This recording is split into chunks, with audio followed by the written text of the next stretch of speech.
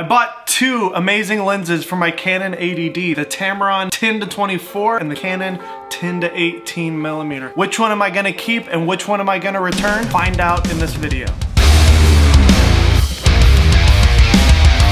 Instead of just doing like a boring lens test with these two lenses, I figured I would actually put them to the test and use them in a real life scenario today. I've got my ADD on my GorillaPod, video mic, everything. I'm using the Tamron lens right now, but I'm gonna just switch the lenses back and forth throughout the day.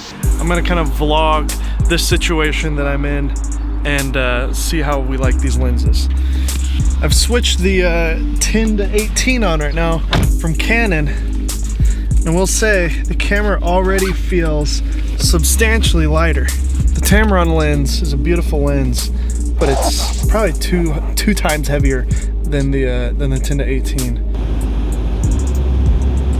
All right, I just arrived at the Firestone where my car is parked, right there.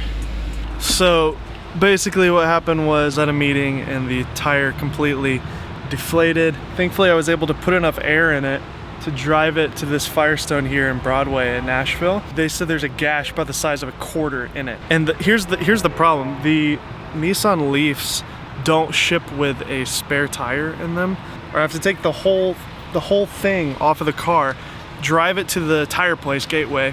They're gonna repair the tire. I'm gonna drive back, put it back on the car, and then I'll drive it home.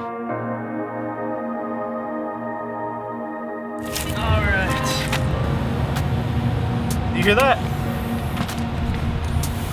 Can you see that? Look at the crack.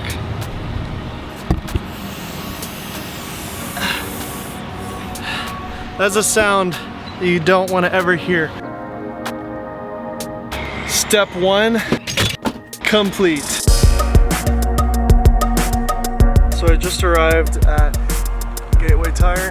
I'm gonna go in there, see my friend George. Hey man, hey, what's up? Good to see you. Good to see you. I'm filming you. Oh gosh.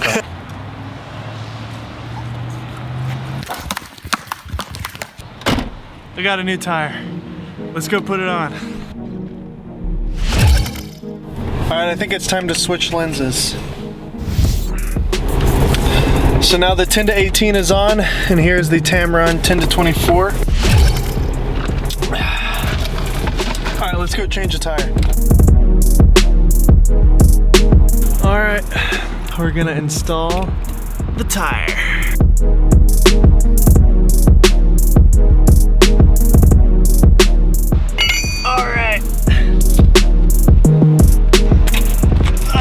Take a minute. I'm really favoring the Canon 10-18 over the Tamron. 10-18 zooms cleaner. The autofocus noise on the Tamron isn't as good. See if you can hear the focusing motor.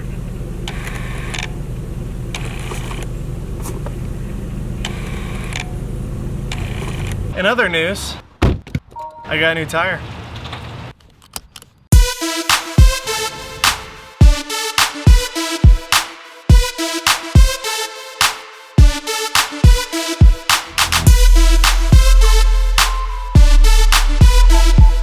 The 10-18 and the 10-24 are both amazing lenses, but they aren't without their problems. Now don't get me wrong, both of these lenses are amazing in their own right.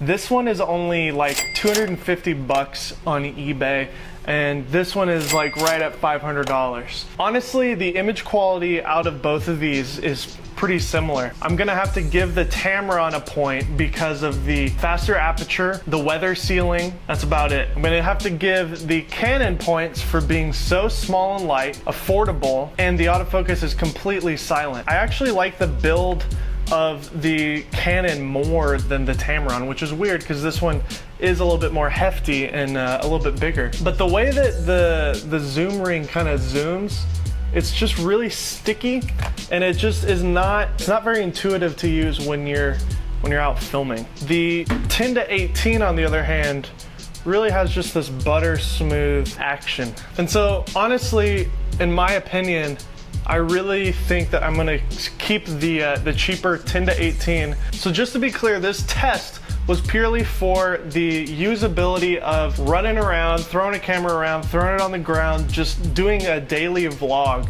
And that's what I wanted to see with these two lenses. This lens has been a tried and true lens for a while now. Casey's used it, a lot of other vloggers have used it, and it's a really just staple for vlogging wide angle lenses. This lens is brand new. I really haven't seen very many tests with it. A lot of people have spoken highly of it. And for sharpness, build quality, aperture speed, things like that, maybe even bokeh, this lens probably takes the cake. But I'm not after those things as a YouTuber.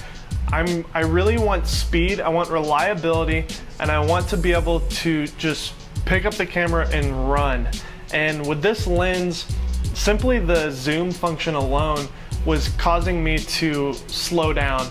Also, hearing the focus motor going back and forth, it just didn't sound good to me. I don't know, I don't know if I trust this lens as much as I do with this in terms of tracking my face with autofocus and getting the shot. So like, what if you're trying to do something more cinematic? What if you need more light? If you're a wedding videographer, if you're only doing manual focus and autofocus isn't important to you, then I would say go for the Tokina 11 to 16 millimeter because of that f2.8 aperture. It's a great lens. I've owned it before. I've owned 2 copies of them, the version 1 and the version 2. I've sold them now. I don't own them anymore, but they're great lenses. How did you get that bone up there? This thing's heavier than both of these lenses combined. I also shot this entire video on the EOSHD CLOG profile. In my last video, I came to the conclusion that I really liked the Cinema 4 profile. After some more testing, I found that the skin tones looked really orange and not natural at all, and I actually preferred the Canon profiles more than that when I looked at it on my computer. I hope I didn't lead you guys astray with that, but I am shooting on this CLOG picture profile, and I have noticed there's a substantial amount of dynamic range in my shots, and so I'm looking forward to pulling this into the computer and seeing what I have to work with.